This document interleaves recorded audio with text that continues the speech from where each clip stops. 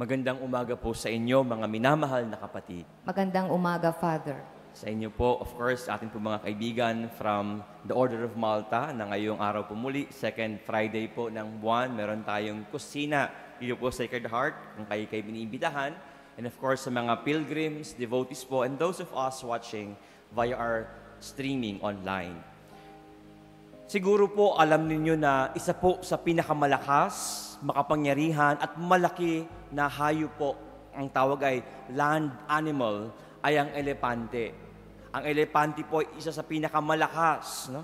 Katunayan, there are places po sa mundo na ginagamit po ang mga elepante para magbuhat ng malaking bagay. Lalo na po sa Indonesia, somewhere sa Malaysia, even po sa Africa and India, nakakatulong po ang mga elepante. Pero alam po ba ninyo na ang elepante daw, dumarating yung punto na sila po ay medyo parang may tama. No?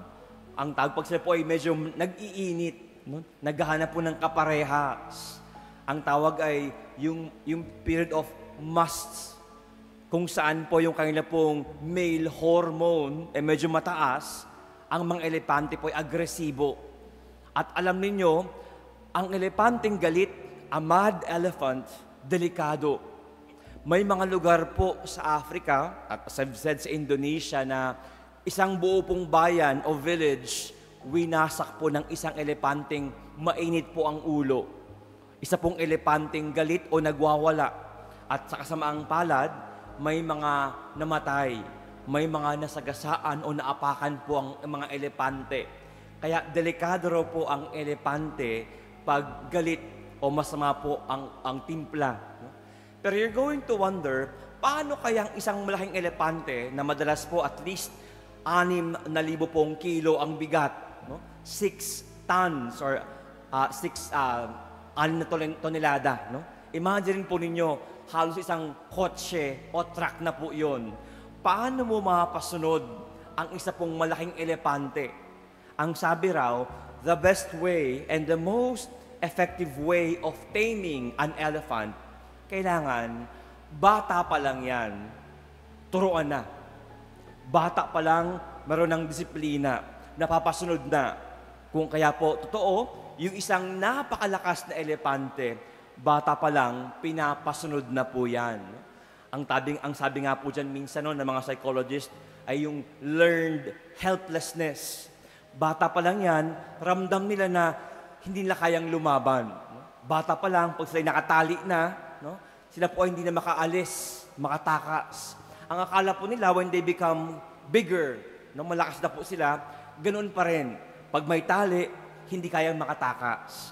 They become helpless. They become obedient. Madali na po silang mapasunod. Mga minamahal, anong kinalaman ng elepante sa ebanghelyo ngayon pong araw na ito?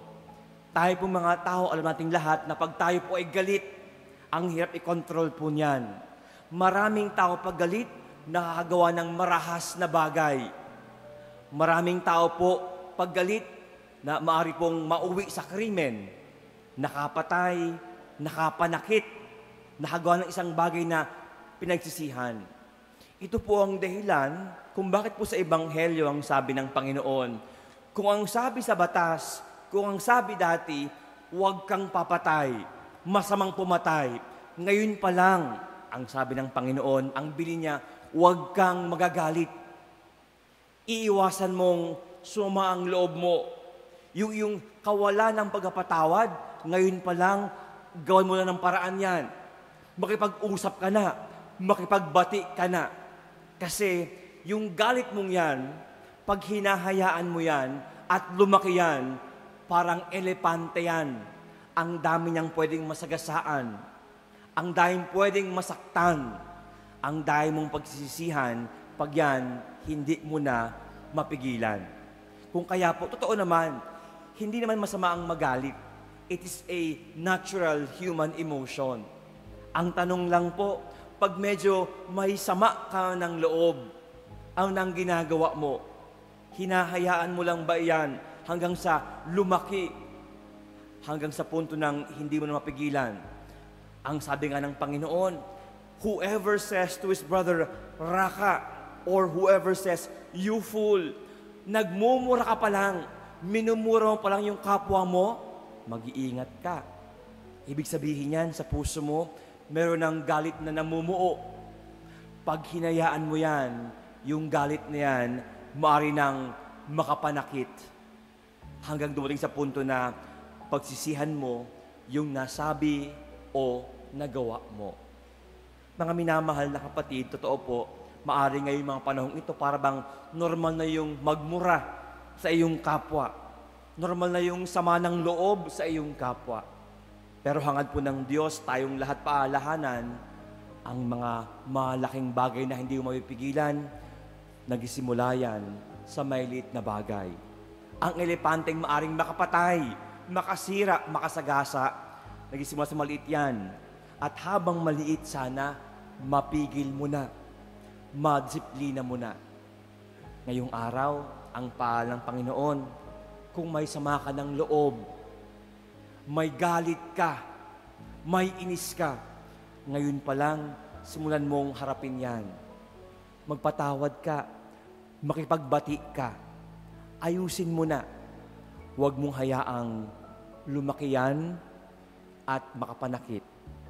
At sa huli, tayo mismo ang maaring mapahamak. Yan po ang naisabihin sa atin ng unang pagbasa kanina. Ang tao, biktima ng kanyang sariling pagkakasala. Pag tayo po ay nagagalit, nagwawala, hindi lang po yung taong ating kinagagalitan ang biktima. Tayo mismo ang maaring maging biktima ng ating galit at sama ng loob. Sa huli, maaring tayo makagawa, makapagsalita ng mga bagay na ating pagsisisihan. Mga minamahal na kapatid, ang bili ng Panginoon ngayong araw na ito, ang galit mo, harapin mo na. Kung maari, magpatawad ka. Humingi ka ng tawad. Huwag mong hayaang ikaw ay mapahamak sa maliit na sama ng loob.